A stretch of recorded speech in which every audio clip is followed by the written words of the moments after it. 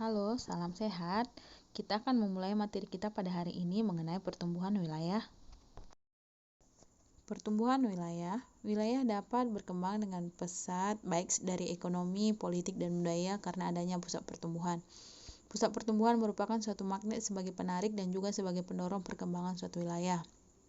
Faktor-faktor yang mempengaruhi timbulnya pusat pertumbuhan wilayah antara lain faktor fisik, dipengaruhi oleh topografi, iklim, keadaan tanah, dan keadaan air.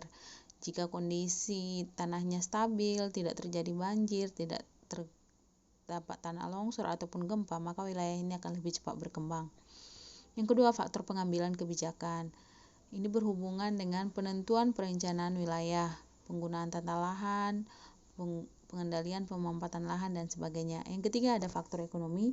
Ini dia berhubungan dengan adanya hubungan potensi yang berbeda di setiap wilayah karena perbedaan ini.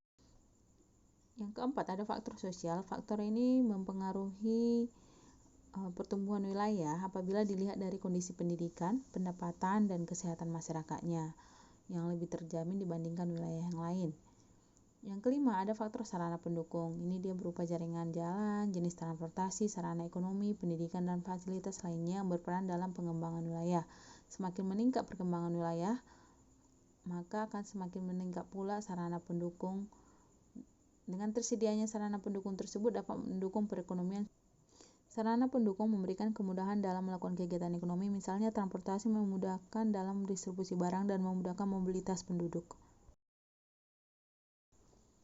Adapun fungsi pusat pertumbuhan wilayah itu ada sebagai berikut. Yang pertama, memudahkan dalam pengambilan kebijakan terhadap pembangunan wilayah.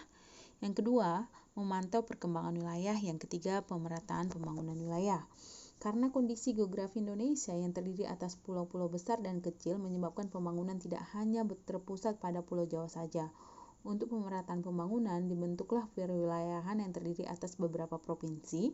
Provinsi-provinsi tersebut saling berkaitan antara yang satu dengan yang lainnya untuk dapat mendukung kegiatan di provinsi lainnya, misalnya di bidang ekonomi, politik, sosial, dan budaya.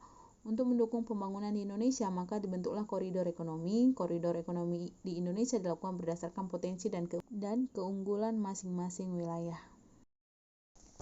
Suatu pusat pertumbuhan akan memberikan pengaruh pada wilayah sekitarnya. Pengaruh yang ditimbulkan dari pusat pertumbuhan yang berkembang di suatu wilayah sebagai berikut. Yang pertama, pemusatan sumber daya manusia. Maksudnya di sini, jika suatu wilayah akan menarik tenaga kerja yang banyak, para pekerja dari luar wilayah akan pindah dan menetap di wilayah pusat pertumbuhan sehingga terjadi pemusatan penduduk atau sumber daya manusia. Yang kedua, ada perkembangan ekonomi. Pusat pertumbuhan yang muncul di suatu wilayah akan meningkatkan kegiatan perekonomian di wilayah itu. Kesempatan kerja yang banyak dari berbagai bidang dan arus barang kebutuhan hidup berdampak pada perkembangan usaha-usaha ekonomi lainnya. Yang ketiga, perubahan sosial budaya. Wilayah pusat pertumbuhan cenderung memiliki penduduk yang makin padat.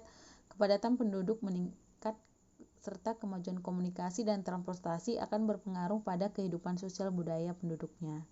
Pengaruh pusat pertumbuhan yang semakin berkembang terhadap sosial budaya antara lain sebagai berikut. Penduduk semakin termotivasi, menyebabkan akulturasi dan asimilasi, membuka arus informasi dan komunikasi dari luar wilayah semakin meningkat, membuka lapangan pekerjaan yang makin banyak dan luas. Yang terakhir, melatih masyarakat untuk mengatur waktu, disiplin, bersikap hemat, serta tidak terpengaruh oleh tuntutan barang dan jasa yang berlebihan.